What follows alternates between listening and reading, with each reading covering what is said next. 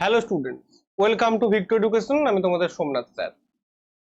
আর 5টা দিনের মতো আজকের দিনটা নয়, তাই আমিও আজকে অতটা চনমনে নয়। আমারও কোথাও গলাটা সত্যি ভারাক্রান্ত রয়েছে। আমি কালকেই তোমাদের ক্লাস নিয়ে আসতাম, কিন্তু কালকে একটা সকালের একটা খবর আমাকে ভীষণভাবে মর্মাহত করে তুলেছে, যার জন্য তোমাদের কাছে আমি ভেবেছিলাম আলাদা করে একটা ভিডিও বানাবো, তারপর ভাবলাম যে না, ক্লাস করাতে করাতেই ওদেরকে বলে দিই। সেটা হচ্ছে রেলের যে অ্যাক্সিডেন্ট, সেটা আমি নিজেই মেনে নিতে পারছি না। তার কারণ এটা নিয়মিত হয়ে যাচ্ছে, যেন প্রত্যেক বছর একটা রেলের অ্যাক্সিডেন্টটা যেন একটা নিয়মিত একটা ক্যালেন্ডারের মতো চলছে। তার প্রথম এবং প্রধান কারণ, যে যাই কারণ বলুক না কেন, আমি কোনো কারণ মানবো না। ফার্স্ট যে কারণটা আমি প্রত্যেককে বলতে চাইবো, সেটা হচ্ছে মিনিস্ট্রি অফ রেলওয়ের অত্যাধিক পরিমাণে কর্মী সংকট। আজকে আমি এটা বলতে বাধ্য হচ্ছি যে মাত্র 5,000 ভ্যাকেন্সি কেন হয়। আমি আগেও আওয়াজ তুলেছি, বারবার আমি আওয়াজ তুলতে থাকবো।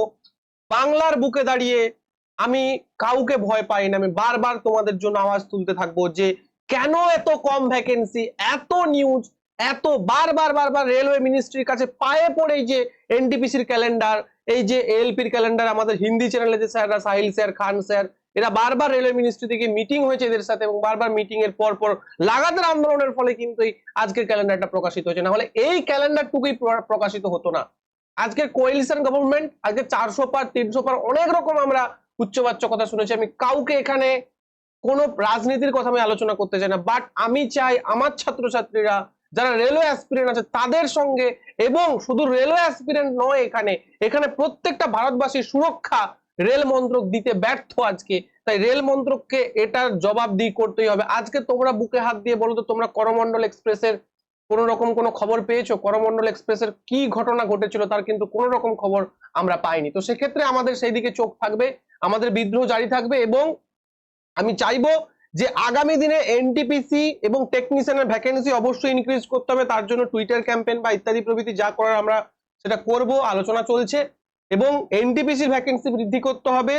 আরআরবি জেইর ভ্যাকেন্সি, জুনিয়র ইঞ্জিনিয়ার, টেকনিশিয়ান, তাদের ভ্যাকেন্সি ইনক্রিজ করার দাবি আমরা পরবর্তীতে আবার জানাবো। তো ঠিক আছে, তো এই ছিল। প্রথমে আমি সবাইকে বলবো যে আমরা অন্তত কিছু সময়ের জন্য আজকের এই ঘটনার জন্য, এই যে মালগাড়ির ধাক্কায় যে কাঞ্চনজঙ্ঘা এক্সপ্রেস আজকে ধ্বংসস্তূপে পরিণত হয়েছে, এবং 9 জন মৃত বলছে, কিন্তু দেখা যাবে অনেকেই মৃত হয়েছে। কারোর বাবা হয়তো বাড়ি ফিরতে পারেনি, কারোর মা প্রেগনেন্ট ছিল, তার তার প্রেগনেন্টের পেটেই সেই ছোট শিশুটা মারা গেছে, যে পৃথিবীর আলো দেখার আগেই অন্ধকারের মধ্যে মৃত্যু হয়ে গেল, জানতেই পারলো না কি হলো, কারোর মা মারা গেছে। তাদের পরিবারের প্রতি সমবেদনা জানিয়ে আমি প্রত্যেককে বলবো অন্তত কিছু সময় অবশ্যই নীরবতা পালন করতে। কারণ আমরা প্রত্যেকে রেলওয়ে অ্যাসপিরেন্ট, শুধুমাত্র অ্যাসপিরেন্ট বলেই যে নীরবতা পালন করা উচিত সেটা কিন্তু না। একজন ভারতবাসী হিসাবে, ভারতীয়রাই আমাদের ভাই বোন, আমাদের মা বাবা, আমাদের কাকু কাকিমা, আমাদের প্রত্যেকেই আমার পাশের বাড়ির ছেলে মেয়ে। তো তাদের জন্য সমবেদনা জানিয়ে আমি প্রত্যেককে বলবো যে অন্তত 30 সেকেন্ড নীরবতা পালন করতে।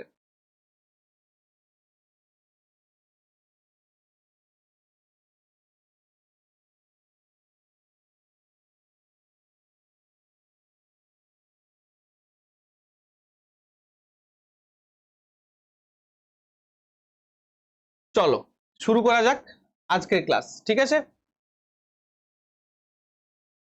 আজকে আমাদের নেক্সট পার্ট আমরা করছি। আজকে আমাদের নেক্সট পার্ট যেটা করছি আমরা, 2022-এর যে রেলের গ্রুপ ডির যে প্রশ্ন, তোমাদের বারবার বলেছি গ্রুপ ডি করলেই কিন্তু বাকি এক্সাম গুলো তোমাদের হয়ে যাবে। আজকের আমাদের যে পার্টটা হচ্ছে সেটা হচ্ছে তোমাদের 23শে আগস্ট শিফট 1, শিফট 2টা আমি করে দিয়েছি। আচ্ছা, যারা আমার ব্যাচে ভর্তি হবে, ব্যাচের ডিটেলস দেওয়া রয়েছে, যারা ভর্তি হওয়ার হয়ে নিও, এটা আমি আর এখন আজকের দিনে আর বলছি না কিছু। প্রথম প্রশ্ন চলে এসেছে।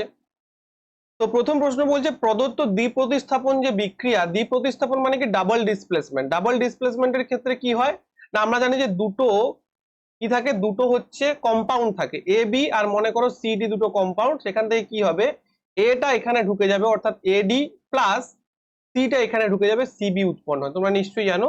এখানে দেখো কি সুন্দর বিক্রিয়াটাকে পাল্টে দিয়েছে, দেখো এজিপি করেছে, অর্থাৎ এজিপি মানে কি, এজির সঙ্গে একটা প্রোডাক্ট যুক্ত ছিল এবং এনএসিএল। তারপর কি হচ্ছে, এজি কিউ এবং এনএনও3, এখানে পি আর কিউ এর জায়গায় কি বসবে, ভালো করে লক্ষ্য করো, এনএনও3, আর বলে দিয়েছে ডাবল ডিসপ্লেসমেন্ট। এনএনও3 মানে কোথায় এনএ ঢুকেছে, এনএ এইখানে ঢুকেছে, তার মানে এখানে নিশ্চয়ই এনও3 ছিল। তাহলে NaNO3 এখানে কি করে হলো, তাই না? তাহলে প্রথমটা হয়ে যাবে কিন্তু NO3, একদম প্রথমটা হয়ে যাবে NO3। দুটো NO3 দুটো Cl তো কখনো হতে পারে না, আর P এর জায়গায় তো NO3 বসবে, তার মানে অপশন সি রাইট। আর দেখো এখানে Cl রয়েছে, তার মানে অবশ্যই এখানে Cl হবে। বোঝা গেছে? বোঝা গেছে কি ব্যাপারটা? দ্বি প্রতিস্থাপন তোমাকে বলে দিয়েছে, দ্বি প্রতিস্থাপনের ক্ষেত্রে দুটো একই অপশন তো থাকতে পারে না দ্বি প্রতিস্থাপনের ক্ষেত্রে। NaCl বলেছে, তার মানে এখানে Cl টা অবশ্যই যাবে, Ag তো এখানে ঢুকে যাবে, আর Na এখানে ঢুকে যাবে, Na এখানে ঢুকে নিশ্চয়ই এখানে NO3 ছিল, তাই এখানে NO3 হয়েছে। ক্লিয়ার হয়েছে প্রত্যেকে? চলো নেক্সট প্রশ্ন। বৈদ্যুতিক গরম করার যন্ত্রে গরম করার উপাদান তড়িতের নিচের কোন উপকরণটি বেশি ব্যবহার করা হয়? আচ্ছা, গরম হয়, তোমরা নিশ্চয়ই জানো যে নাইক্রোম, এই যে নাইক্রোম তার, নাইক্রোম যে একটা অ্যালয়, হ্যাঁ, আয়রন ক্রোমিয়াম এবং নিকেলের যে অ্যালয়, সেটা আমরা বৈদ্যুতিক হিটারে ব্যবহার করে থাকি। কিন্তু টাংস্টেন বা টিন সিসা, এই টিন সিসা আমরা কোথায় ব্যবহার করে থাকি? ফিউজ তারে ব্যবহার করে থাকি। কিন্তু নাইক্রোম হয়ে যাবে এখানে সঠিক উত্তর। মেনলি যে হিটার বা এই জাতীয় যে পদার্থগুলো থাকে, এখানে কিন্তু আমরা এই ধরনের পদার্থ অর্থাৎ হিটিং এলিমেন্ট হিসেবে নাইক্রোম তার কিন্তু ব্যবহার করে থাকি। ক্লিয়ার প্রত্যেকের? ক্লিয়ার হচ্ছে? নেক্সট প্রশ্নে আমরা চলে যাব। নিচের কোন গৃহ সরঞ্জামে বৈদ্যুতিক মোটর ব্যবহার করা হয় না? বৈদ্যুতিক মোটর, বৈদ্যুতিক মোটর নিশ্চয়ই আমরা প্রত্যেকে জানি যে বৈদ্যুতিক মোটর বিভিন্ন জায়গায় ব্যবহার করা হয়, যেমন ফ্যানে ব্যবহার করা হয়, ওয়াশিং মেশিনে ব্যবহার করা হয়, মিক্সারে ব্যবহার করা হয়, পাখাতে বললাম আমি এক্ষুনি। অর্থাৎ যেগুলো ঘুরছে বা যেগুলো এরকম বনবন করে ঘুরছে, সেখানেই তো তোমরা মোটর ব্যবহার করে, বৈদ্যুতিক মোটর, তাই না?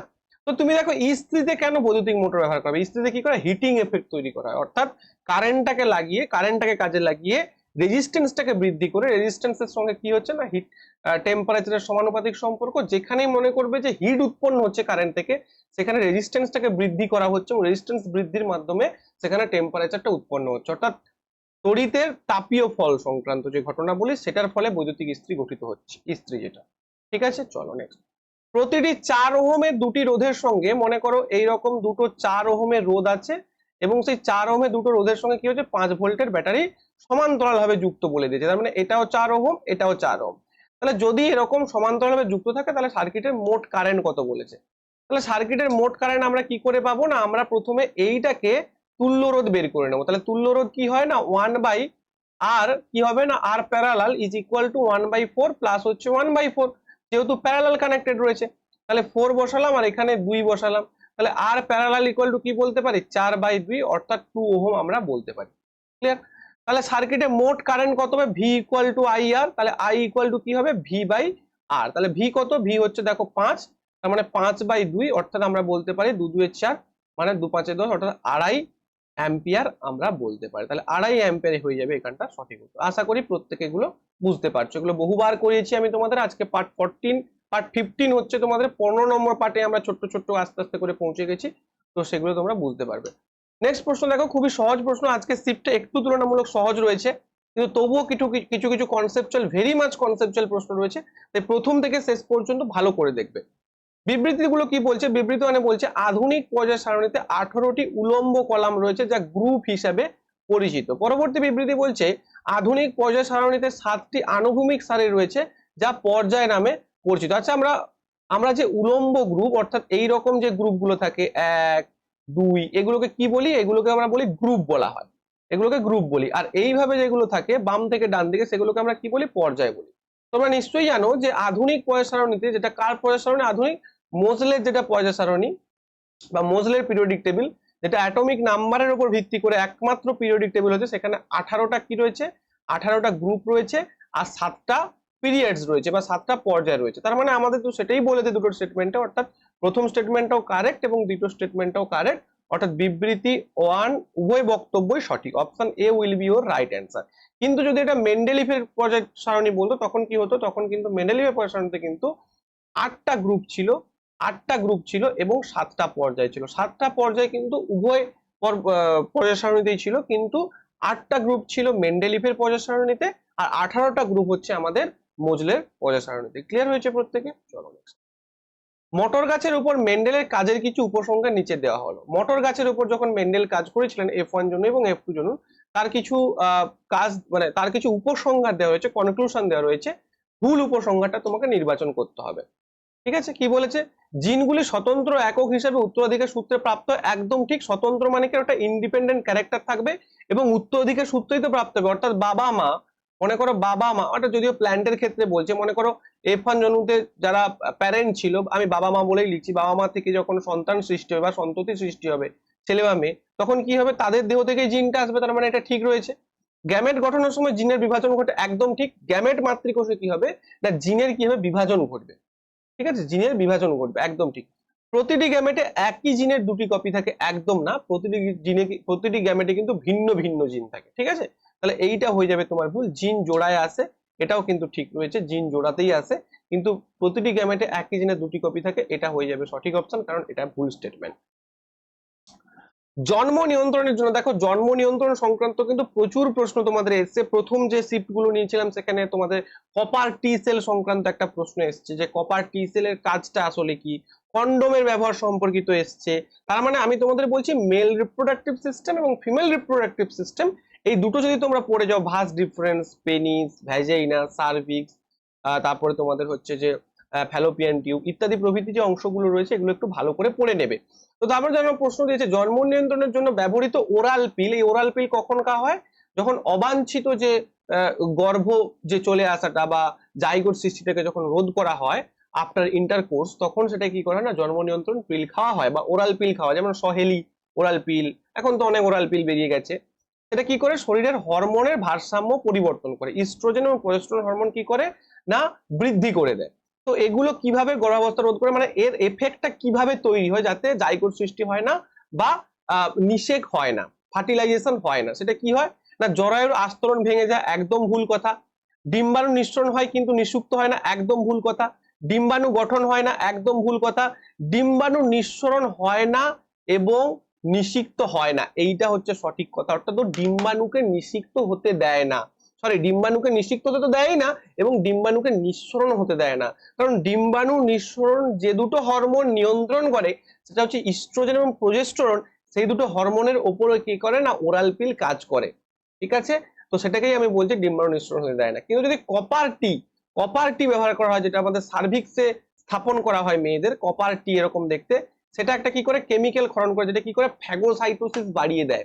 অর্থাৎ ফ্যাগোসাইটোসিস বাড়িয়ে কি করে না, মেল স্পার্ম থেকে যে মেল গ্যামেট গুলো ঢুকছে তাকে মেরে ফেলে বা তাকে সম্পূর্ণ কি করে দেয়, নিস্তেজ করে দেয়। সেটা হচ্ছে কপার টি এর কাজ, এটাও তোমাদের পরীক্ষায় এসেছে। কিন্তু ওরাল পিলের কাজ হচ্ছে ডিম্বাণু নিঃসরণ হতে দেবে না এবং নিষিক্ত তার ফলে হবে না। নিঃসরণ যদি না হয়, মেল গ্যামেট কোথায় যাবে, মেল গ্যামেট গিয়ে কোনো ডিম্বাণু খুঁজে পাবে না, ডিম্বাণু আর শুক্রাণু যদি না মিলন হয়, তাহলে কি হবে, তাহলে নিষেক হবে না। ঠিক আছে, এটা তোমাদের একদম ডাইরেক্ট তোমাদের কিন্তু এনসিইআরটি ক্লাস 10 এ সুন্দর করে লেখা আছে, যেটার নাম চ্যাপ্টার নাম রিপ্রোডাক্টিভ হেলথ। রিপ্রোডাক্টিভ হেলথে সুন্দর করে লেখা আছে, দেখো লেখা আছে পেনিস বা সিসনে কন্ডোম পড়তে হয়, এটা তো লেখাই রয়েছে, গর্ভনিরোধক। এবং দেখো এই পার্টিকুলার লাইনটা তোমরা ভাবছো এগুলো কঠিন, কিন্তু শুধুমাত্র ক্লাস 9 এন্ড 10 বই পড়তে হবে এবং ক্লাস 11 এর কিছু কিছু চ্যাপ্টার পড়তে হবে, যেগুলো একদম সিলেক্টিভ চ্যাপ্টার কিছু পড়তে হবে, সিলেক্টিভ চ্যাপ্টারে সিলেক্টিভ কিছু জায়গা পড়তে হবে। পুরোটা পড়লে একদম স্পয়েল হয়ে যাবে, তুমি টাইম শেষ হয়ে যাবে তোমার। গর্ভনিরোধক অপর একটি শ্রেণী ভারসাম্যের পরিবর্তন ঘটায়। এই দেখো, গর্ভনিরোধকের অপর একটি শ্রেণী মানে গর্ভনিরোধকের অপর একটি ক্যাটাগরি, যেটা হচ্ছে ওরাল পিল বলছে, এর ফলে ডিম্বাণু নিঃসরণ ঘটে না। দেখছো ডাইরেক্ট লেখা আছে, ডিম্বাণু নিঃসরণ ঘটে না এবং নিষেক প্রক্রিয়া ঘটে না। এই ড্রাগগুলো সচরাচর মৌখিক বড়ি বা ওরাল পিল হিসেবে গ্রহণ করে। তাহলে বুঝতে পেরেছো, একদম ডাইরেক্ট লাইন বাই লাইন তোমাদের লেখা রয়েছে। আমিও তোমাদের কিন্তু এভাবেই লাইন বাই লাইন পড়াই। অনেকে আমাকে প্রশ্ন করে স্যার কি বই নেবো, আমি বলেছি দুটো ব্রহ্মাস্ত্র নাও, একটা হচ্ছে ক্লাস 9 এনসিইআরটি, একটা হচ্ছে ক্লাস 10 এনসিইআরটি, প্রত্যেকটা জায়গায় এখানেই লেখা রয়েছে। ঠিক আছে, কপার টিও দেখো এখানেই লেখা রয়েছে, ক্লিয়ার? এইটা একটু পড়ে নেবে। আর পিডিএফ আমার টেলিগ্রাম গ্রুপে দেওয়া হবে, টেলিগ্রাম গ্রুপের লিংক আমার ফার্স্ট কমেন্টে পিন করা থাকবে, সেখান থেকে জয়েন করে নেবে। একটি যৌগ এক্স স্বচ্ছ স্ফটিক কঠিন পদার্থ, এটি পরিষ্কার করার বৈশিষ্ট্য রয়েছে, মানে এটি পরিষ্কার করতে পারে এবং এটি কাঁচ তৈরিতে ব্যবহার করা। তাহলে পরিষ্কার কে করবে, পরিষ্কার ব্লিচিং পাউডার করবে, সোডিয়াম হাইড্রোক্সাইড করবে, বেকিং সোডা করবে, নাকি ওয়াশিং? লেখাই তো আছে ওয়াশিং সোডা, পরিষ্কার করার ধর্ম রয়েছে এবং এটা কাঁচের যে প্রোডাকশন হয় সেখানে ব্যবহার করা হয় ওয়াশিং সোডা, যেটাকে কি বলা হয়, সোডিয়াম কার্বনেট Na2CO3 10H2, যেটাকে আমরা ওয়াশিং সোডা আমরা বলে থাকি। ক্লিয়ার? চলো নেক্সট। একটি ডায়নামোতে এই নীতিটি ব্যবহার করে বৈদ্যুতিক প্রবাহ উৎপাদিত। ডায়নামো মানে কি, ডায়নামো মানে হচ্ছে মানে কি বলবো, যে যান্ত্রিক শক্তি থেকে তড়িৎ শক্তি উৎপন্ন হবে। তাহলে তড়িৎ শক্তি যদি উৎপন্ন হতে হয় তাহলে ইলেকট্রোম্যাগনেটিক ইন্ডাকশন হতে হবে। মানে কি বলবো, যে ইলেকট্রোম্যাগনেটিক ইন্ডাকশন হতে হবে, অর্থাৎ সেখান থেকে কি হবে না, সেখান থেকে যে ইনডিউসড কারেন্ট তৈরি হবে। তাহলে তার জন্য কি করতে হবে, ইলেকট্রোম্যাগনেটিক ইন্ডাকশন তৈরি হতে হবে। অর্থাৎ এই যে বলেছে একটা এন যদি থাকে, একটা এস যদি থাকে, এটাকে যদি ঘোরানো হয় তখন কি হবে, এই যে স্যাপটা এখানে কি আছে, এখানে কিন্তু তোমার তড়িৎ উৎপন্ন হবে। দেখো প্রত্যেকটা তোমাদের শিফটে কিন্তু মোটর এবং জেনারেটর দুটো জায়গা থেকে কিন্তু প্রশ্ন আসছে। আচ্ছা, আমি মোটরের ওপর একটা ভাবছি স্পেশাল ক্লাস নিয়ে আসবো রিসেন্টলি। নির্বাচিতভাবে ভেদযোগ্য ঝিল্লি, অর্থাৎ সিলেক্টিভলি পারমেয়াবল মেমব্রেন। কি বলছি, সিলেক্টিভলি পারমেয়াবল মেমব্রেন, যেটা কোথায় থাকে না, এটা কোষ পর্দা থাকে। অর্থাৎ কোষ পর্দা কি করে, কোষ পর্দা সবাইকে এন্ট্রি দেয় না বা সবাইকে বের হতে দেয় না ওর ভেতর থেকে। তো এই জন্য এটাকে বলে নির্বাচিত, মানে নির্বাচনী ভাবে ভেদযোগ্য ঝিল্লি। অর্থাৎ যে ঝিল্লিটা, ঝিল্লি মানে মেমব্রেন, এই যে কোষ পর্দা বা প্লাজমা মেমব্রেন, একে আমরা ঝিল্লি বলছি। এই ঝিল্লিটা বা এই মেমব্রেনটা কি করছে, সিলেক্ট করবে যে কাকেও ভেতরে ঢোকাবে আর কাকেও বাইরে বের করবে। তাহলে এই যে সিলেক্ট করছে, কাকে সিলেক্ট করে না, শুধুমাত্র দ্রাবক অণু, কিন্তু দ্রাব অণু নয়। একদম ঠিক বলেছে, দ্রাবক অণু যারা দ্রবীভূত থাকে তাদেরকেই ও কিন্তু ভেতরে ঢোকাবে, কিন্তু দ্রাব অণু যারা, বড় বড় অণু যারা, তাদের কিন্তু ভেতরে ঢোকাবে না। শুধুমাত্র সলভেন্ট যারা রয়েছে, সলভেন্ট পার্টিকেলস, তাদেরই কিন্তু ভেতরে ঢোকাবে। এটা তোমরা একটু মনে রেখে দাও, ঠিক আছে? এটা তোমাদের এনসিইআরটি তে কিন্তু নেই। নেক্সট, রাসায়নিক বিক্রিয়ার সময় দ্রবণে গঠিত অদ্রবণীয় পদার্থকে, রাসায়নিক বিক্রিয়ায় গঠিত একটা দ্রবণে যখন অদ্রবণীয় পদার্থ হয়, মেনলি সেটা কি হয়, মেনলি সেটা সলিড প্রকৃতির হয়। আর সলিড প্রকৃতির হয় মানে সেটা কি, সলিড প্রকৃতির হয় মানে কি, সেটা অবশ্যই কি হবে, প্রেসিপিটেট ফর্মেশন করবে। তার মানে প্রেসিপিটেট হয়ে কি হবে, প্রেসিপিটেট হয়ে ওটা তোমার নিচে চলে আসবে প্রেসিপিটেট ফর্মে। অনেক সময় এটাও তোমাদের পরীক্ষা পড়ে, এই যে যখন রাসায়নিক বিক্রিয়া হয় তখন যে প্রেসিপিটেশনটা হয় সেটা কি, সেটা কিন্তু সলিড, ঠিক আছে, বা কঠিন। তো সেটা কি হয়ে যাবে, প্রেসিপিটেট। এবং এটাও তোমাদের অনেক সময় প্রশ্ন পড়ে, এই যে প্রেসিপিটেশন সাধারণত কোন ধরনের বিক্রিয়া দেখতে পাই আমরা, মনে রাখবে ডাবল ডিসপ্লেসমেন্ট বা দ্বি প্রতিস্থাপন বিক্রিয়ার ক্ষেত্রে আমরা মেইনলি এই প্রেসিপিটেশনটা দেখতে পাই। এই জন্য ডাবল ডিসপ্লেসমেন্ট রিঅ্যাকশনকে অনেক সময় দ্বি প্রতিস্থাপন বিক্রিয়াও কিন্তু তোমাদের বলা হয়। ক্লিয়ার? বেশিরভাগ কার্বন যৌগ বিদ্যুতের দুর্বল পরিবাহী, কার্বন যৌগের গলনাঙ্ক স্ফুটনাঙ্ক কম থাকে, উভয় বক্তব্য মিথ্যা। আচ্ছা, এর আগের দিন ক্লাসে আমি একটা তোমাদের বুঝিয়েছিলাম যে দুটো জিনিস বুঝিয়েছিলাম, একটা হচ্ছে আয়নিক যৌগ, মানে আয়নিক বন্ড যারা তৈরি করে তাদেরকে বলছে আয়নীয় যৌগ। আর একটা হচ্ছে সমযোজী বন্ধনে যারা যুক্ত, সমযোজী যৌগ। সমযোজী যৌগ মানে কারা, সমযোজী যৌগের কি হয়, আমরা গলনাঙ্ক স্ফুটনাঙ্ক কম হয়, সমযোজী যৌগের গলনাঙ্ক স্ফুটনাঙ্ক কম হয়, আগের দিনে বুঝিয়েছিলাম। কারণ তাদের মধ্যে যে বন্ডটা, সেই যে বন্ড এনার্জিটা অনেকটা কি হয়, লুজ হয়, তো কম হয়। তো কার্বন কি করে, কার্বন যাদের সঙ্গে যুক্ত হয়, ধরো CH4, হ্যাঁ, C2H6, এই যে এগুলো গঠিত, এগুলো কোন বন্ডের মাধ্যমে তৈরি হয়, এগুলো সমযোজী বন্ধনের মাধ্যমে তৈরি হয়। আর সমযোজী বন্ধনের যে বন্ডটা, সেই বন্ডটা একটু দুর্বল, আর দুর্বল হওয়ার কারণে গলনাঙ্ক স্ফুটনাঙ্ক কম। এর আগের দিন আমি বলেছিলাম তোমাদের। এবং দেখো এই প্রশ্নটাকেই ঘুরিয়ে কার্বন করে দিয়েছে, একই ধরনের প্রশ্ন বাট ঘুরিয়ে কার্বন করে দিয়েছে। বেশিরভাগ কার্বন যৌগ বিদ্যুতের দুর্বল পরিবাহী, একদম ঠিক, কার্বনের যৌগগুলো কিন্তু বিদ্যুতের দুর্বল পরিবাহী। বেশিরভাগ কার্বন যৌগ কার্বনের রূপভেদ বলেনি কিন্তু কেউ, এটাকে কার্বনের বহুরূপতার সঙ্গে গুলিয়ে দেবে না, অ্যালোট্রপির সঙ্গে গুলিয়ে দেবে না। কার্বন যৌগ মানে কার্বন হাইড্রোজেন যখন মিলে যৌগ তৈরি করছে, কম্পাউন্ড তৈরি করছে, কেন সেটাকে বোঝানো হয়েছে, ঠিক আছে? এটাও সঠিক, এটাও সঠিক, অর্থাৎ উভয় বক্তব্যই দুর্বল পরিবাহী, এবং এটা হচ্ছে স্ফুটনাঙ্ক কম থাকে, একদম সঠিক, উভয় বক্তব্যই হচ্ছে তোমার সঠিক বক্তব্য। একদম হুবহু কথা তোমার এখানে এনসিইআরটি তোমাদের লেখা রয়েছে, এনসিইআরটি ক্লাস 10 এর বইতে কিন্তু লেখা রয়েছে সুন্দরভাবে, যে কার্বন এবং কার্বন ঘটিত যৌগ, এই চ্যাপ্টারটার নাম তোমরা চাইলে এনসিইআরটি বইতে দেখে নিতে পারো। বেশিরভাগ কার্বন ঘটিত যৌগ তড়িতের কুপরিবাহী হয়। দেখো একদম সুন্দর হুবহু দুটো লাইনকে তুলে দিয়েছে। রেলের লেটেস্ট প্যাটার্নে আমরা দেখতে পাচ্ছি যে তোমাদের যে এনসিইআরটি বইগুলো রয়েছে তার বিভিন্ন লাইনকে রেল কি করছে, তুলে দিয়ে স্টেটমেন্ট 1 স্টেটমেন্ট 2 বানিয়ে দিচ্ছে। এই প্রত্যেকটা লাইন তোমাদের গুরুত্ব সহকারে পড়তে হবে। অনেকে বুঝে পায় না যে আদৌ এনসিইআরটি বইটাতে আছে কি, বাট এনসিইআরটি বইতে অনেক কিছু রয়েছে, ঠিক আছে? গলনাঙ্ক স্ফুটনাঙ্ক সমন্বিত হয় যে তালিকাটি দেওয়া রয়েছে, এবং গলনাঙ্ক স্ফুটনাঙ্ক অনেকটা কম হয়। এই যে দেখো আয়নীয় যৌগের তুলনায় কি হয়, অনেকটা কম হয়। কেন আমি তোমাদের বলেছি বন্ডটা অনেকটা কম হয়। এই দেখো অণুগুলোর মধ্যে আকর্ষণ বল এই সকল যৌগের ক্ষেত্রে ততটা শক্তিশালী হয় না, কতটা। তার মানে এটাও তোমাদের প্রশ্ন আসতে পারে যে কার্বন ঘটিত, মানে 2024-এ মনে করে চলে আসলো যে কার্বন ঘটিত যৌগের মধ্যে যে অণুগুলোর আকর্ষণ আয়নীয় যৌগের থেকে, অণুগুলোর আকর্ষণের থেকে কম শক্তিশালী, সঠিক না মিথ্যা? তুমি বলবে স্যার সঠিক, কারণ সোমনাথ স্যার ক্লাসে ওটা বলে দিয়ে গেছেন। যে এই সকল যৌগগুলো বেশিরভাগই তড়িৎ পরিবহন করতে পারে না, তাই আমরা পৌঁছতে পারি উপস্থিত বন্ধনগুলো কোনো রকমের আয়ন তৈরি করে না। এই বন্ধনগুলো কোনো আয়ন তৈরি করে না, এটা সমযোজী বন্ধন। ঠিক আছে, যেমন এখানে কয়েকটা যৌগ দেওয়া রয়েছে, দেখো মিথেন, তার গলনাঙ্ক স্ফুটনাঙ্ক দেখো অনেকটা কম। তুমি যদি আয়নীয় যৌগ দেখো, এর থেকে গলনাঙ্ক স্ফুটনাঙ্ক অনেকটা বেশি। নিচের কোনটি ওজোন স্তরে ক্ষয়ের ফলে নয়? অর্থাৎ ওজোন স্তর ক্ষয়ের ফলে যে অতিবেগুনি রশ্মি বা ইউভি রশ্মিটা আসছে, সেটার ফলে এদের নিচে কোন ঘটনাটা ঘটছে না? পৃথিবী সূর্য থেকে বেশি ইউভি রশ্মি পায়, সেটা তো অবশ্যই হয়, কারণ ওজোন স্তরটা কোথায় থাকে? ওজোন স্তরটা আমাদের স্ট্র্যাটোস্ফিয়ারে থাকে। এই স্ট্র্যাটোস্ফিয়ারে ওজোন স্তর থাকে O3। তো সেখান থেকে যদি ক্ষয় হয়ে যায় তাহলে তো ইউভি রে চলে আসবে পৃথিবী পৃষ্ঠে, তাই না? তো এটা তো ঠিকই আছে। সুনামি কি করে হবে ভাই? সুনামি হয়ে যাবে তোমার সঠিক উত্তর। সুনামি তো দুটো প্লেটের যখন সংঘর্ষ ঘটে তখন সুনামির সৃষ্টি হয়, তাই না? ওকে, চলো নেক্সট।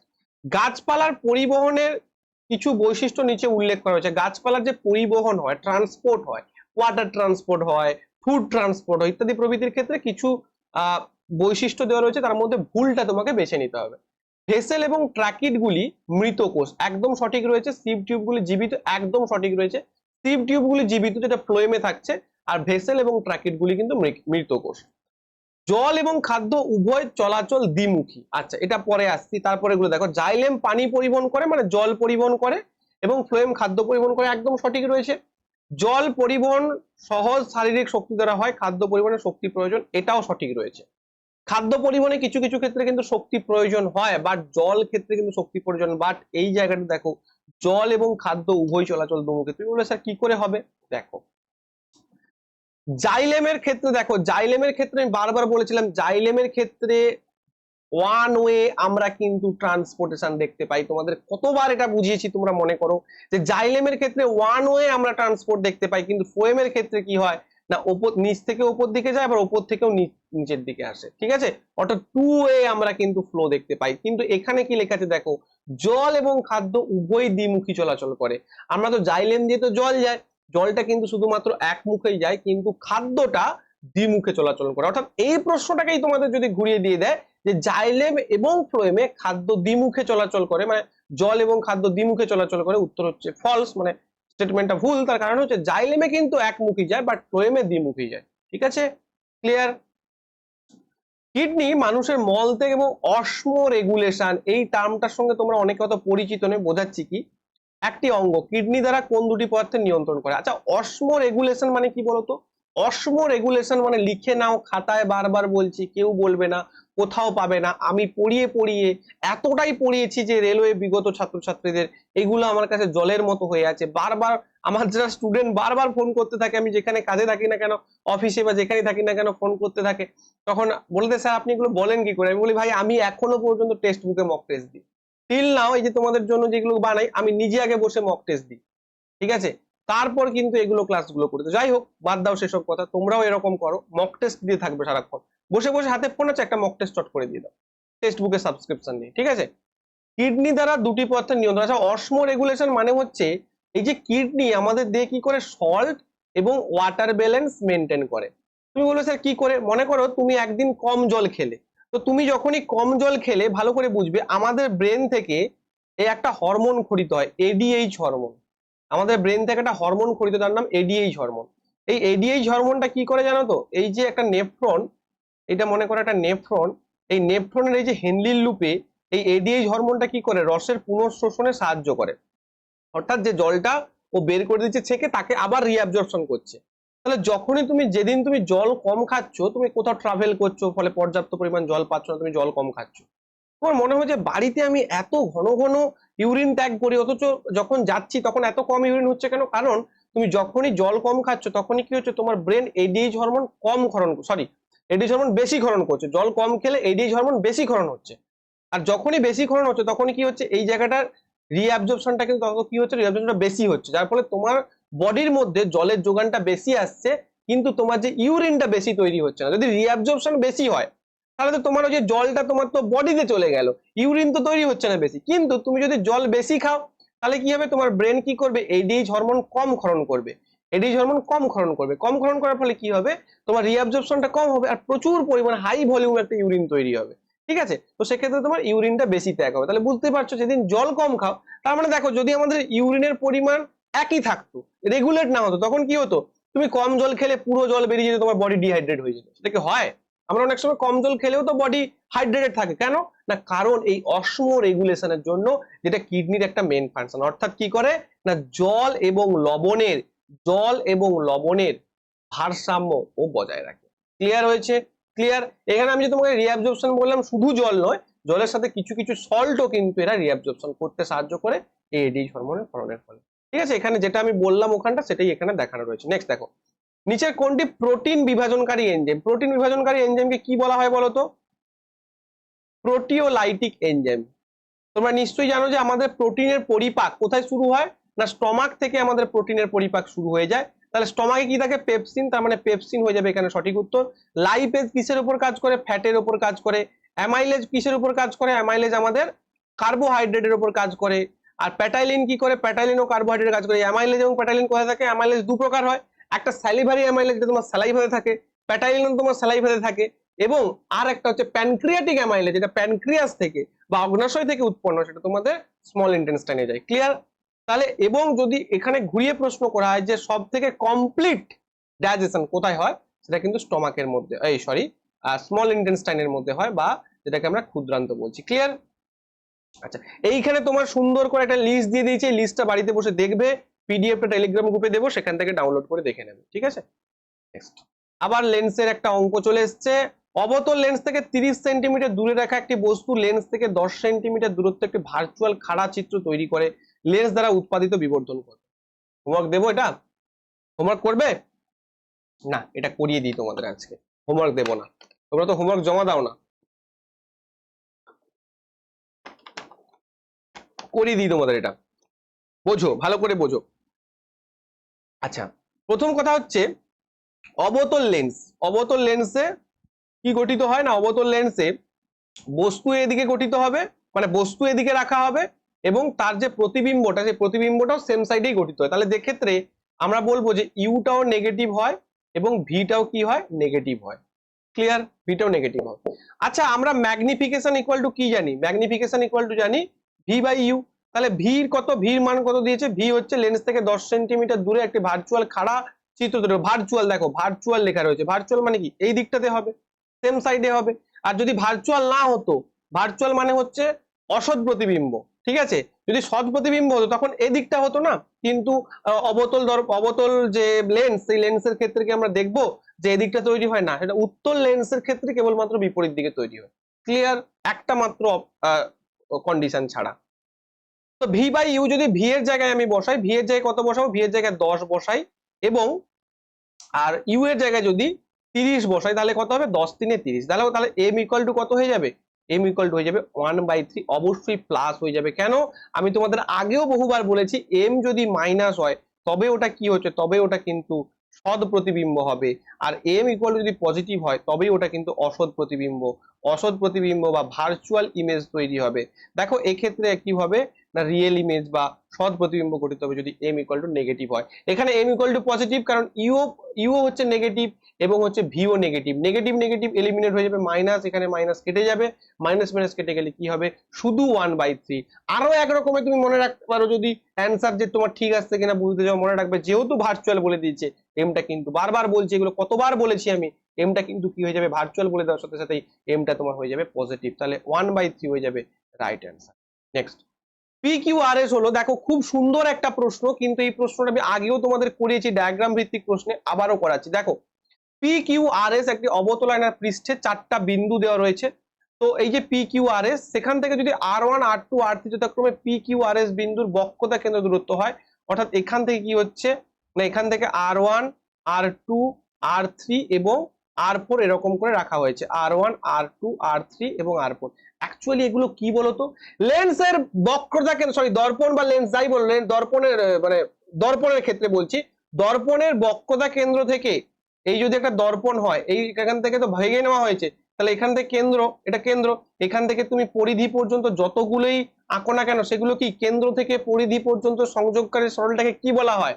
ওই বৃত্তের ব্যাসার্ধ বলা হয়। তাহলে তোমরা নিশ্চয়ই জানো একটা বৃত্তের ব্যাসার্ধ সর্বক্ষেত্রে সমান হয়, তাহলে এক্ষেত্রে এগুলো কি হবে, এগুলো তো ব্যাসার্ধই, কেন্দ্র থেকে পরিধি পর্যন্ত এই দর্পণটা কি অ্যাকচুয়ালি ওর পরিধি, তাহলে কেন্দ্র থেকে পরিধি পর্যন্ত আমি যতগুলোই রেখা আঁকছি সেগুলো কি হচ্ছে, প্রত্যেকটা ওর ব্যাসার্ধ হচ্ছে, বক্রতা ব্যাসার্ধ হচ্ছে, তাহলে বক্রতা ব্যাসার্ধ তো ইকুয়ালই হবে, তার মানে R1 R2 R3 প্রত্যেকটা কি হবে, ইকুয়াল হয়ে যাবে। Option B will be your right answer. Very much conceptual প্রশ্ন, একটা লাইক তো পেতে পারি, চ্যানেলটিকে তো সাবস্ক্রিপশন করতে পারো, একটু তো শেয়ার করতে পারো এইগুলো, ঠিক আছে? চলো সেটা তোমাদের ব্যাপার। একটি প্রদত্ত উপাদানের একটি তারের দৈর্ঘ্য এল, একটা তারের দৈর্ঘ্য এল এবং রোধ আর, তাহলে রোধ কত, আর দিয়েছে, তারের দৈর্ঘ্য এল, আমি ধরে নিলাম প্রস্থচ্ছেদ এ। একই উপাদানের, উপাদান মানে কি ফিক্স থাকবে, উপাদান মানে রেজিস্টিভিটি, যদি আমরা এস ধরে নিই রেজিস্টিভিটি, সেই রেজিস্টিভিটিটা কিন্তু ফিক্স থাকবে, রেজিস্টিভিটিটা ফিক্স থাকবে যদি এস ধরে নিই রেজিস্টিভিটিটাকে। তার তারের দৈর্ঘ্য কত, 9 গুণ, তারের দৈর্ঘ্য কত, 9 গুণ, এল ইকুয়াল টু মানে L1 ইকুয়াল টু 9 ইন্টু এল, ঠিক আছে? এটা যদি এল হয়, এটা L1 ইকুয়াল টু 9 ইন্টু এল, তাহলে R1 ইকুয়াল টু কি লিখতে পারি আমরা, S L1 divided by A1। এবার তারের যে প্রস্থ হচ্ছে সেটা তো একই রয়েছে, দেখো একই উপাদান একটা দৈর্ঘ্য 9 গুণ, ক্রস সেকশন একই, ক্রস সেকশন মানে এই অঞ্চলটা, মানে প্রস্থচ্ছেদটা একই রয়েছে, তার মানে R1 ইকুয়াল টু, আচ্ছা R ইকুয়াল টু আমরা কি লিখি, R ইকুয়াল টু আমরা কি জানি, এস এল বাই এ, এইগুলো তোমাদের বহুবার দেখিয়েছি। এসটা কি, এসটা হচ্ছে রেজিস্টিভিটি, অর্থাৎ এটা উপাদানের উপর নির্ভর করে, এস এল বাই এ লিখলাম, আর ইকুয়াল টু, তাহলে R1 ইকুয়াল টু আমরা কি লিখতে পারি, R1 ইকুয়াল টু আমরা লিখতে পারি, R1 equal to S L1 divided by A. এবার L1 এর বদলে আমরা কি লিখবো, 9L, তাহলে 9L, দেখো L1 এর বদলে আমরা 9L লিখেছি, 9 গুণ, তাহলে S 9L by 9 into L by A. আচ্ছা এটাকে আমি লিখতে পারি এরকম 9 into S L by A. এবার এস এল বাই এর মানে কি, এস এল বাই এ মানে হচ্ছে আর, তাহলে 9 ইন্টু আর, তাহলে R1 ইকুয়াল টু কত পেলাম, 9 ইন্টু আর, অর্থাৎ 9 আর হয়ে যাবে তোমার সঠিক উত্তর। বোঝা গেছে? এরকম প্রচুর প্রশ্ন আছে, এটা ইজি দিয়ে দিয়েছে, বাট আগে একবার তোমাদের ব্যাসার্ধ দিয়ে একটা অঙ্ক করেছিলাম, সেটা একটু কঠিন ছিল। নেক্সট প্রশ্ন, প্রধান অক্ষের কোন অবস্থানে একটি অবতল দর্পণ একটি বস্তুর অত্যন্ত ক্ষুদ্র সৎ এবং উল্টানো চিত্র তৈরি করে, অর্থাৎ প্রধান অক্ষের উপর কোন স্থানে একটা যখন প্রতিবিম্ব তৈরি হচ্ছে সেক্ষেত্রে সেটা ক্ষুদ্র সৎ এবং উল্টানো, ক্ষুদ্র সৎ উল্টানো। আচ্ছা উল্টানো এবং সৎ বলেছে মানে কি, উল্টানো এবং সৎ বলেছে মানে সেটা অবতল দর্পণের এই সাইডে হবে, ঠিক আছে? অবতল দর্পণের এই সাইডে হবে। আচ্ছা তোমরা নিশ্চয়ই জানো এখানটা যদি আমরা ফোকাস হয়, এখানে যদি ফোকাস হয়, এখানে যদি সি হয়, তাহলে কি জানো, তাহলে এটা জানো যে অসীম থেকে যদি কোনো অসীম থেকে যখন কোনো রশ্মি আসবে তখন সেটা কোথায় মিলিত হবে, তখন সেটা এরকম ভাবে এসে মিলিত হবে হচ্ছে ফোকাসে। আর ফোকাসে যখন মিলিত হবে অসীম থেকে রশ্মি আসার পর, তখন ফোকাসে কি হবে, একদম ডিমিনিশ সাইজের, একদম ক্ষুদ্র কিন্তু সেটা প্রতিবিম্বটা তৈরি হবে। তার মানে সেই প্রতিবিম্বটা কোথায় তৈরি হচ্ছে, প্রতিবিম্বটা অবশ্যই কিন্তু ফোকাসে তৈরি হচ্ছে। ঠিক আছে, ক্লিয়ার হলো? দর্পণ বলেছে এখানটা, দেখে নাও এখানে দর্পণের ব্যাপারগুলো রয়েছে। জলে ভরা বিকারের ভিতর রাখা লেবুগুলি আকারে তুলনামূলক বড় দেখায়, তার একটাই কারণ, কারণটা কি, কারণটা হচ্ছে দেখো নিশ্চয়ই জানো যে বায়ু থেকে জল মাধ্যমে গেলে কি হয়, রশ্মিটা বেঁকে যায়, তো সেক্ষেত্রে এই জন্য বড় বড় লাগে, তাহলে কি হয়ে যাবে, আলোর প্রতিসরণ, বিচ্ছুরণ নয়। নিচের কোন গ্রুপের হাইড্রোকার্বন CnH2, এ তো ভাই বহুত ইজি কর দিয়া, এর থেকে কত কঠিন প্রশ্ন পড়েছে। তার মানে দেখো প্রশ্নের প্যাটার্নটা কিন্তু সেই একই ধরনের, সেই তোমার সেই হাইড্রোকার্বন থেকে প্রশ্ন আসছে, সেই আয়নীয় যৌগ থেকে প্রশ্ন আসছে, সেই তোমার তড়িৎ থেকে একটা প্রশ্ন আসছে, সেই একটা ইলেকট্রিক মোটর থেকে। দেখতে পাচ্ছ যে চ্যাপ্টার গুলো করে বেছে নিয়েছে সেই চ্যাপ্টার গুলো থেকেই বারবার প্রশ্ন আসছে। তোমাদের এবছর যাদের পরীক্ষা একটু লাস্টের দিকে শিফটে হবে, আমি যখন শিফট গুলো আলোচনা করবো তখন তোমরা ওই শিফট গুলো একদম মন দিয়ে দেখবে, কারণ ওখানেই আমি তোমাদের বলে দেবো যে কোন কোন জায়গা থেকে প্রশ্ন আসতে পারে। নিচের কোন গ্রুপের হাইড্রোকার্বন CnH2 এর সাধারণ সূত্র অনুসরণ করে, আমি বারবার বলেছি CnH2n+2, এটা কি হবে, অ্যালকেন হবে, অ্যালকেন। আর CnH2n টা কি হবে, অ্যালকিন, অ্যালকিন। আর CnH2n-2 টা কি হবে, অ্যালকাইন। তাহলে এটা কি রয়েছে, CnH2n রয়েছে, মানে অ্যালকিন হয়ে যাবে উত্তর, অপশন 4। নেক্সট, রাসায়নিক বৈশিষ্ট্যের মধ্যে মেন্ডেলিভ কার্বন এবং হাইড্রোজেন সহ উপাদান দ্বারা গঠিত যৌগগুলিতে মনোনিবেশ করেছিলেন কি আদৌ? মেন্ডেলিভ তো সমস্ত যৌগের মধ্যে মনোনিবেশ করেছিলেন, তার মানে এই স্টেটমেন্টটা ভুল। তিনি এই উপাদানগুলিকে বেছে নিয়েছেন কারণ এগুলি কম প্রতিক্রিয়াশীল এবং একটি উপাদানের সমন্বয়ে গঠিত, দুটো স্টেটমেন্টই ভুল, তাহলে উভয় বক্তব্যই ভুল। ক্লোর ক্ষার প্রক্রিয়া, আচ্ছা ক্লোর ক্ষার প্রক্রিয়া কি বলেছিলাম, ক্লোর ক্ষার প্রক্রিয়া হচ্ছে NaCl অর্থাৎ ক্লোরিনের শিল্প উৎপাদন একটা প্রক্রিয়া, NaCl এর উপর তড়িৎ বিশ্লেষণ করা হয়। সেখানে ক্লোর মানে ক্লোরিন গ্যাস, এটা আমি আগেও বলেছি বহুবার, ক্লোর মানে ক্লোরিন গ্যাস, এবং ক্ষার মানে মনে রাখবে এখানে ক্ষারটা কে আছে, এখানে COH বলবে, এখানে কি করবে ভাই, ZNO এখানে কি করবে, CaCO3 এখানে কি করবে, একমাত্র NaOH, হাইড্রোজেন এবং ক্লোরিন, এই তিনটে জিনিস এখানে ইনভলভ থাকবে। ক্লোর ক্ষার প্রক্রিয়া, এখানে CaCO, ক্যালসিয়াম কোথায়, এখানে ক্যালসিয়াম কোথায়, chlorine, sodium hydroxide, sodium chloride থেকে সোডিয়াম রয়েছে, হাইড্রোক্সাইড উৎপন্ন হতে পারে। এগুলোর তো অপশনে কোনো ভ্যালুই নেই, তুমি না জানলেও যদি বিক্রিয়াগুলো জানো সেগুলো থেকেও পারবে। দেখো এখানে দিয়েছি আমি, একদম ডাইরেক্ট লেখা রয়েছে এখানে, সোডিয়াম ক্লোরাইডের দ্রবণ, জলীয় দ্রবণ যাকে ব্রাইন বলা হয়, এনসিইআরটি এর বই থেকে নেওয়া, প্রত্যেকটা জায়গা থেকে এনসিইআরটি থেকেই আমি তোমাদের বলছি, একদম বাংলা ভার্সন। তড়িৎ প্রবাহ চালনা করা হয় তখন ইহা বিশ্লেষিত হয়ে কি উৎপন্ন করে, সোডিয়াম হাইড্রোক্সাইড উৎপন্ন করে। এই পদ্ধতিকে ক্লোর অ্যালকালি প্রসেস বলা হয়। এই স্টেটমেন্টটা ডাইরেক্ট তোমাদের পরীক্ষায় 2024 যে কোনো রেলের পরীক্ষায় তুলে দিতে পারে, এটা ইম্পর্টেন্ট। ক্লোর অর্থাৎ ক্লোরিন, অ্যালকালি অর্থাৎ সোডিয়াম হাইড্রোক্সাইড। দেখো এখানে ডাইরেক্ট বলা হচ্ছে ক্লোর অর্থাৎ ক্লোরিন, আর ক্ষারের প্রতিনিধিত্ব করে সোডিয়াম হাইড্রোক্সাইড। ঠিক আছে, এবার দেখো কি কি মুক্ত হচ্ছে, দেখো যে বললাম হাইড্রোজেন, ক্লোরিন এবং হচ্ছে সোডিয়াম হাইড্রোক্সাইড, এই তিনটেই এখানে ইনভলভ থাকবে। এটা হচ্ছে ক্লোর ক্ষার প্রক্রিয়া। ঠিক আছে, এই সমীকরণটাও তোমাদের মনে রাখতে হবে। তো এই ছিল আজকে ক্লাস, আশা করি প্রত্যেকে বুঝতে পেরেছো। প্রত্যেকে যে জায়গাগুলো তোমরা বুঝতে পারছো না, মনে করো ডাউট আসছে, নিচে কমেন্ট বক্সে জানাবে। আজকের ক্লাসটা কেমন লাগলো জানিও। ক্লাস ভালো লাগলে অবশ্যই তোমরা শেয়ার করো, আর মনে রাখবে যেখানেই তোমরা অন্যায় দেখবে গর্জে উঠবে, যেখানেই তোমাদের প্রতিবাদ করতে হবে সেখানে অবশ্যই তোমাদের সঙ্গে বারবার, যেখানে তোমাদের সঙ্গে পথে বেরোতে হোক কি ডিজিটাল ক্যাম্পেইন করতে হোক, সোমনাথ স্যার তোমাদের বারবার পাশে থাকবে এবং পাশে আছে। আর একটা কথা লাস্ট বলছি, যারা আমার সায়েন্স ব্যাচে ভর্তি হতে চাও অথবা যারা আমার কম্বাইন্ড ব্যাচে ভর্তি হতে চাও, আমার নিচে প্রিপারেশন নিতে চাও, একদম সৎভাবে অথেন্টিক উপায় যেভাবে তোমাদের ক্লাস দিচ্ছি, বাংলায় সর্বপ্রথম আমি গুরুত্বপূর্ণ এবং দায়িত্ব সহকারে বলতে পারি বাংলায় শিফটের আলোচনা সর্বপ্রথম করছি। কারণ গ্রুপ বি এর এত কঠিন প্রশ্ন যেভাবে আলোচনা করলে কেউ কারোর হয়তো ভিউ হবে না। আমি সোমনাথ স্যার ভিউ এর তোয়াক্কা করি না, যারা দেখবে তারা দেখবে, যারা দেখবে না তারা বেরিয়ে যাবে। পরিষ্কার কথা, কঠিন মনে হলে তুমি বেরিয়ে যাবে, বাট যেটা সত্য আমি তোমাকে সত্যের পথে নিয়ে যাব, আমি তোমাকে মিথ্যার পথে কখনোই রাখবো না। সবাই খুব ভালো থেকো, দেখা হবে পরের স্টেশনে। যারা ভর্তি হতে চাও নিচের নাম্বারে ফোন করে ভর্তি হয়ে যাবে। 25 তারিখের পর তোমাদের কিন্তু ভর্তি প্রসেস আবার বন্ধ হয়ে যাবে। ঠিক আছে, থ্যাংক ইউ।